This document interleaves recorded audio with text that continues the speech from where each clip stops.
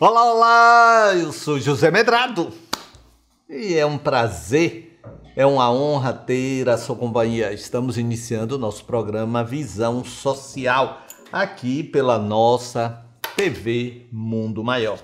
E você sabe, antes de qualquer coisa, eu preciso apenas lembrar que porque quem está aqui é o nós, não é verdade?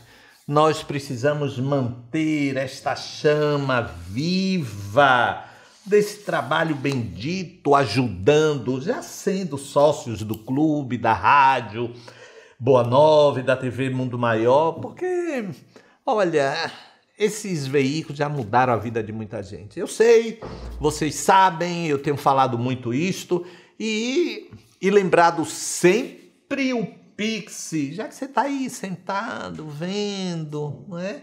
Então você pode mandar para o 11 97 261 0272. 11 97 261 0272. Ou se você quiser saber um pouco mais, acesse o www.feal.colabore.org. Meus amigos, olha, é muito triste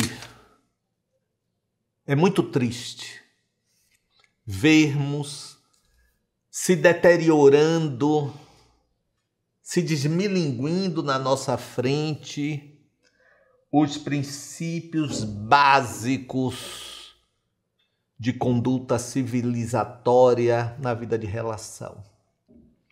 Me permitam vocês, em especial de São Paulo, a baixaria desses eventos, cusparadas aqui em Salvador, não em evento político, eu vou falar já a respeito disto, mas cadeirada, e as pessoas dizendo, eu senti a alma lavada. Gente, não estou falando de pessoas.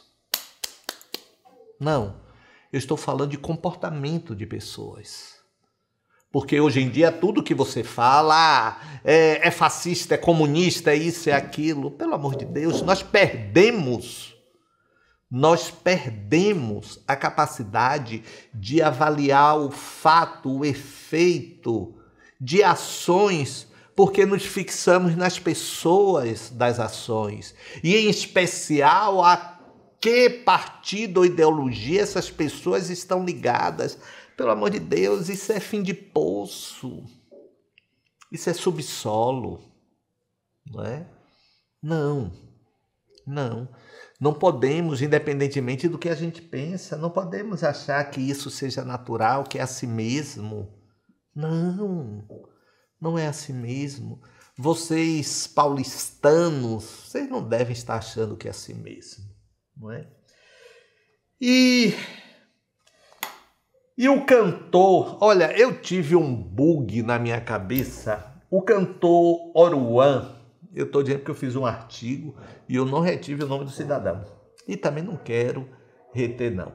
O cantor Oruan, não sabia quem era, aí eu fui ver. Ele é cantor de trap. Eu não sabia o que era trap, aí lá vou eu pesquisar o que é trap. Trap é um subgênero do rap hip hop, não é? Só que de uma forma mais acelerada, agressiva, não é? Então esse cantor, Oruan, parece, disse ele, que um fã que estava ouvindo o som dele, disse que ele era de facção criminosa, aí ele mirou o cidadão e foi ter uma cusparada no fã. Aí você vai ver os comentários, né? Claro, muita gente reprochando, censurando, mas você vai ver os comentários, aí você vê, mas merecia mesmo, o cara estava ali fazendo o trabalho dele. Gente, olha, as pessoas podem até agir de uma forma que você sinta uma necessidade como cidadão ou como alguém atingido de rebater, de se vingar, mas daí a dar aso a isso, daí a dar impulso a isto. É demais. Não é demais? É demais. A gente tem que aprender a nos dar controle, porque estamos nos igualando. Ah, Medrado, por que não foi com você? Se fosse com você, eu não sei o que eu seria capaz. Mas é por isso que nós devemos fazer visitas e ressignificar os nossos conceitos, porque no fundo nós já somos capazes de termos uma ideia se vamos reagir dessa ou daquela forma. Já temos uma ideia a respeito disto, não é? Aí ficamos com aquele discurso embolorado, não é? Dos irmãos que conversa fiada. Conversa fiada. Sim, temos raiva, temos ressentimento. Não estou sendo contraditório, não. Espera aí, deixa eu terminar meu raciocínio. Temos raiva, queremos nos vingar, mas é por isso que estamos sob princípios de convivência, de urbanidade. Vamos pensar sobre isto. Isso não quer dizer que você vai se compactuar, não. Você vai ver as mistificações, esses engodos no movimento espírita. Mistificações. Aí você, não, porque é o nosso irmão que está... Não! Se ensinam, não. Hipocrisia, pessoa derretendo em mel, mas a gente sabe os bastidores, o que essa pessoa faz. Não, não é isso. Mas daí a querer agredir fisicamente ou até verbalmente. Uma coisa é você pontuar as coisas que você pensa. Ah, não julguei. Isso todo mundo julga. Todo mundo julga. Isso é fato. Você julga. Você está me julgando aí? Não é? Então essa coisa de não julgueis para não ser de julgados, isso é conversa. É o ideal da proposta do Evangelho, mas para nosso dia a dia isso é conversa, nós não fazemos isto. Não é? Então é bom que nós pensemos, que reflitamos sobre essas questões, tá bom? Tenho dito! Mas vamos aqui às suas perguntas. Você que mandou pelo nosso WhatsApp 71, que é o DDD aqui da Bahia, 99915167, da Bahia não, de Salvador. 71999915167. E aqui é de um telespectador já conhecido nosso. Bom dia, Medrado, tudo bem? Sou Tadeu Mingue, de Penápolis, São Paulo. Queria a tua opinião acerca de algo que sempre comento com minha esposa. Por que não vemos espíritos nas casas espíritas? Não temos mais mensagens dos espíritos, não conhecemos os mentores das casas, e, enfim, parece que é espiritismo sem espíritos. O que você acha? Tadeu, você fez aí um comentário que é interessante, que Hermínio Miranda, na década de 80, ele já se referia a isto, que estávamos fazendo espiritismo sem espíritos. Olha, você não está de todo equivocado, não é? Por exemplo, não somos referências para nada, mas aqui na Cidade da Luz a gente tem, né, uma vez por ano, a comunicação de Dr. Bezerra, na Noite da Gratidão. A gente tem do nosso mentor, Carlos Murion, também, né, se comunicando, né, outro espírito, Raio de Sol, também. É importante. Mas você sabe, Tadeu, o que é que também a gente tem visto? Aquilo que eu estava falando há pouco. A gente tem visto, assim, tanta mistificação. Sobretudo nessas questões das cartas consoladoras. Gente, olha, é por todo lado, e aquelas coisas genéricas, e aquelas coisas sem sentido. Então, muitas casas estão se preservando em relação a essas questões. Eu mesmo recebia essas mensagens, né? Sem contato, sem nada. Poxa, é desagradável, né? Você falar, é vitupério, né? Você falar de boca própria o que você fez. Mas, por exemplo, eu lia, falei assim, você esteve comigo, li a mensagem, é para quem? E a partir daí, quando vinha, né, citando meu avô, não sei o que, se tiver alguma coisa aqui equivocada, nos fale. Mas hoje em dia, então eu acho que seja por isto. Mas você está certo. Eu concordo com você. Inclusive, é um ponto de reflexão para todos nós. Até a quantidade, né, dessas possíveis comunicações que podem ser públicas ou para os colaboradores, né, na diretriz do trabalho. Gostei muito de você ter trazido essas ponderações. Ainda que nós façamos isso, mas eu penso que fazemos muito pouco. Muito pouco. Eu vou até pensar nisto. Obrigado, querido. Adroaldo é de Varginha, Minas Gerais. Não é de hoje que Deus anunciou as trombetas do Apocalipse. Esses incêndios no mundo estão falando que chegou a hora? Minhas filhas moram na Califórnia e fico triste de não estar junto delas nesta catástrofe. Adroaldo, tire isso da cabeça de Apocalipse, de fim do mundo, dos 7 cavaleiros. Não. O que está acontecendo é o desmando do homem estimulando o aquecimento global e a falta de previdência dos governos em todas as suas instâncias. É isso. Esses 3 aspectos, não é? Claro que estamos vendo aí também, né, fogos, criminosos, pessoas sendo presas, mas não tem apocalipse, o mundo não vai se acabar. Recentemente a NASA disse que o meteoro estava vindo na rota da Terra, mas desviou. Não existe nada disso. Deus não é um ser que vai punir, mandar raio, mandar fogo, mandar trovão. Não. É amor.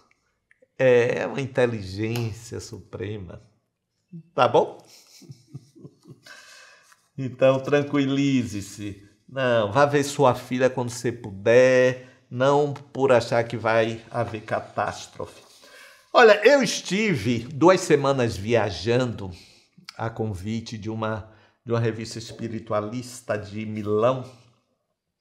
E nesse período, 2 colaboradores nossos fizeram a palestra. Jacó Sobrinho, olha, ele é pós-graduado em psicoterapia integral, né?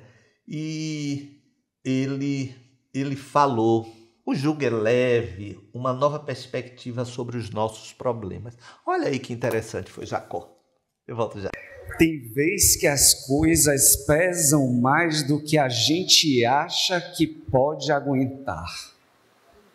Nessa hora fique firme, pois tudo isso logo vai passar. Marília falou no início que tudo passa. Eu lembrei de Nelson Ned. Mas tudo passar, tudo passará. Mas enquanto não passa, o que é que nós fazemos? Porque não importa a quantidade do peso. Se a gente fica muito tempo com ele, vai chegar uma hora que a gente não vai aguentar. A gente precisa parar para pensar e nos entender, principalmente aqui por dentro, porque as coisas acontecem, as coisas são como elas são, e a maior parte do resultado disso está tudo aqui. A forma como nós encaramos essas coisas.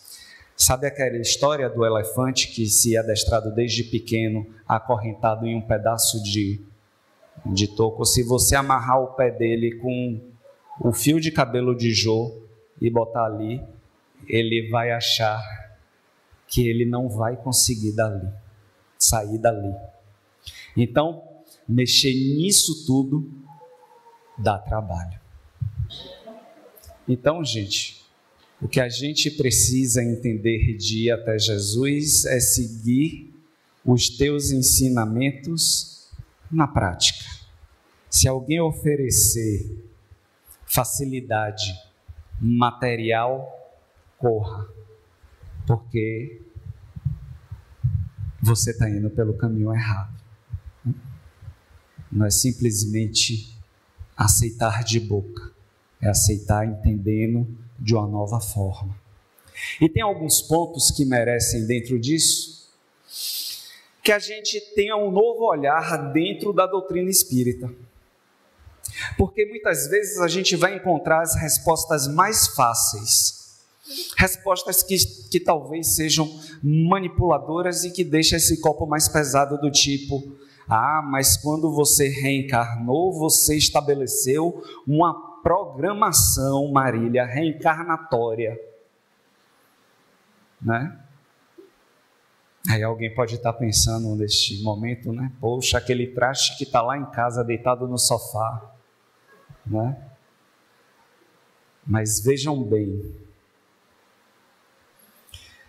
se eu não tiver com a memória enganada, a pergunta 259 do Livro dos Espíritos, quando eles falam da escolha das provas, a gente escolhe o gênero de prova que a gente vai passar. Os detalhes do que acontece no dia a dia é com a gente aqui. Então, os Espíritos trazem o seguinte exemplo.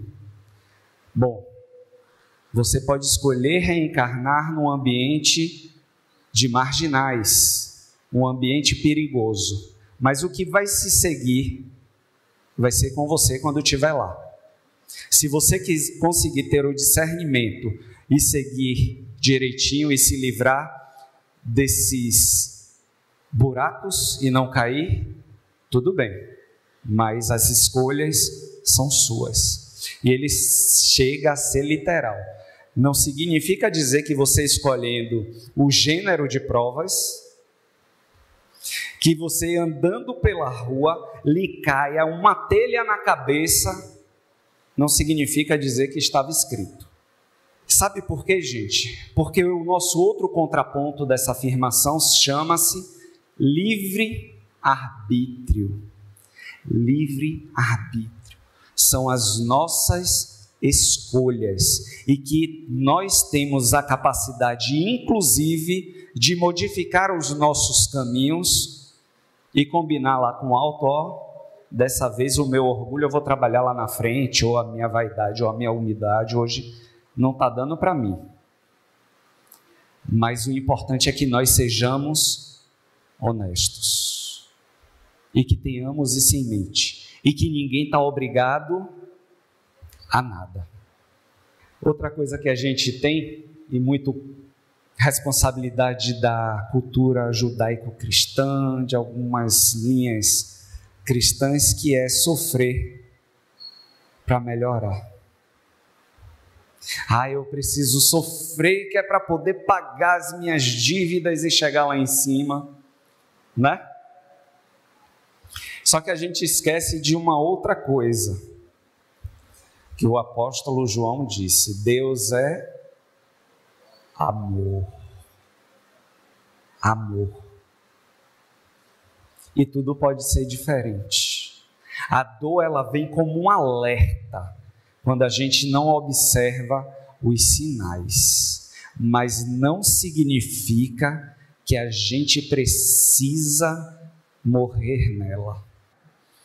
Deus é amor. A gente precisa aprender a quebrar esses ciclos viciosos, esses ciclos de dor, de sofrimento. O que é esse jugo que Jesus está falando? A gente vai ter que andar como burro com esse peso? É essa a proposta consoladora que o Cristo trouxe para a gente? O jugo é porque todos nós estamos submetidos às leis divinas. O jugo é a observação dessas leis. Quando eu for tomar a minha decisão, eu vou observar, eu estou infringindo alguma lei? O que eu estou fazendo está errado? Porque às vezes a gente fica tão apegado a conceitos distorcidos que a gente acha que dar não é um crime. E muitas vezes é justamente o que a vida está pedindo para que a gente faça, é dar um não. Porque quando eu dou um não, eu aproveito a oportunidade, inclusive, de deixar que o outro também se vire, evolua. Eu não vou tirar a oportunidade dele melhorar. Eu vou conseguir me preservar, sair do sofrimento, da exaustão emocional que às vezes algumas relações, por exemplo, tóxicas, inclusive familiares, ficam em cima de mim. E aí o nosso fardo vai ser pesado? Vai ficar leve.